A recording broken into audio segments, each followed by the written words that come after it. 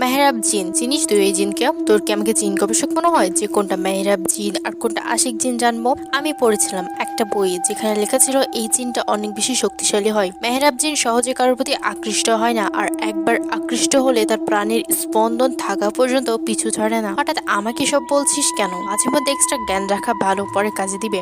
আমি অনেক আগে একটা বইয়ে এই জিনটা সম্পর্কে শুধু 4 থেকে 5টা লাইন লেখা ছিল, সেটাই পড়েছিলাম। ইচ্ছে হলো তোকে বলতে, তাই কোনো কিছু না ভেবেই বলে দিলাম।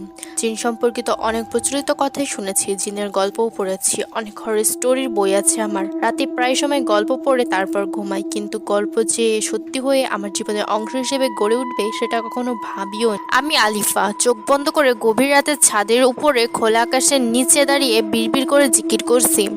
মাত্র তাহাজ্জুদের নামাজ আদায় করে ছাদে এসেছি। ঘড়িতে সময় তখন ঠিক 3টা বেজে 40 মিনিট। আবহাওয়া শীতল, কিন্তু একটা হিমশীতল বাতাস শরীর শিহরিত করে তুলছে বারবার। আস্তে আস্তে চোখ খুলে তাকালাম। দ্বিতীয় তলার ছাদ থেকে বাড়ির বাগানে স্পষ্ট দেখা যাচ্ছে। বাগানের দোলনা দুলছে, কিন্তু আশেপাশে কোনো বাতাস নেই। বাতাস ছাড়াই দোলনা দুলছে, বিষয়টা অদ্ভুত লাগলো। তাই ছাদের একপাশে ঝুলিয়ে রাখা দোলনায় গিয়ে বসলাম। হঠাৎ যেন আমার পেছনে একটা অদৃশ্য কিছুর উপস্থিতি টের পাচ্ছি, কিন্তু সেটা কি? সেই বাতাসের সাথে কেমন একটা মিষ্টি সুগন্ধ ভেসে আসছে। সুগন্ধটা এতটাই তীব্র যেন মনে হচ্ছে নেশাগ্রস্ত হয়ে যাব। আশেপাশে ঘুরে ঘুরে তাকাচ্ছি, কিন্তু ছাদে কেউ নেই। কিন্তু আমার চোখ গেল ছাদের এক পাশের শেষ প্রান্তের একটি কোণে। কে যেন সেখানে দাঁড়িয়ে আছে। ওই পাশটি পুরো অন্ধকারে ছেয়ে আছে, তারপরও ওই লোকটার আশপাশটায় যেন আলো চমকাচ্ছে। আমি ওই দিকে এগিয়ে যাব, ওই সময় পিছন থেকে আমার বান্ধবী প্রান্তির ডাক শুনতে পেলাম। এখানে কি করছিস তুই এত রাতে? আসলে আমার 3টার সময় ঘুম ভেঙে যায়, এরপর তাহাজ্জুদ পড়ে ঘুমানোর চেষ্টা করছিলাম, কিন্তু ঘুম না আসলে ছাদে যাব ভাবি, তাই জিকির করতে করতে ছাদে এসেছি। কিন্তু তুই কখন উঠলি? এই তো একটু আগে উঠেছি। এত রাতে তোর ছাদে আসা একদম ঠিক হয়নি, বলে আমার হাতটা চেপে ধরলো।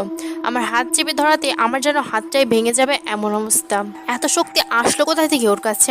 কেমন অদ্ভুত লাগলো আমার, তাই বললাম, আমার হাতটা ছেড়ে দে প্রান্তি। প্রান্তি যেন আমার কথায় কোনো বোধগম্যই হলো না। আমি হাতটি ছাড়ানোর জন্য চেষ্টা করছি, কিন্তু হঠাৎ ছাদের দরজার কাছে যেতে ও নিজেই ছেড়ে দিল হাতটা। আমি যেন হাত ছেড়ে বাঁচলাম। প্রান্তির থেকে কেমন যেন একটা গঙ্গানির আওয়াজ আসছে। সেই আওয়াজটা যেন ক্ষণে ক্ষণে তীব্রতর হয়ে উঠছে। আমি আর সহ্য করতে পারছি না। পিছনে এক পা দুপা করে এগোতে লাগলাম। তারপর আর না পেরে এক চিৎকার দিয়ে ঘুম থেকে উঠে পড়লাম। দেখি আমি ছাদের দোলনায় বসে আছি। শীতল আবহাওয়াতেও ঘামে শরীর ভিজে গেছে। দূরের মসজিদ থেকে আজানের ধ্বনি ভেসে আসছে। তাহলে কি আমি কিছুক্ষণের জন্য ঘুমিয়ে গেছিলাম? তাহলে কি সবকিছুই স্বপ্ন ছিল?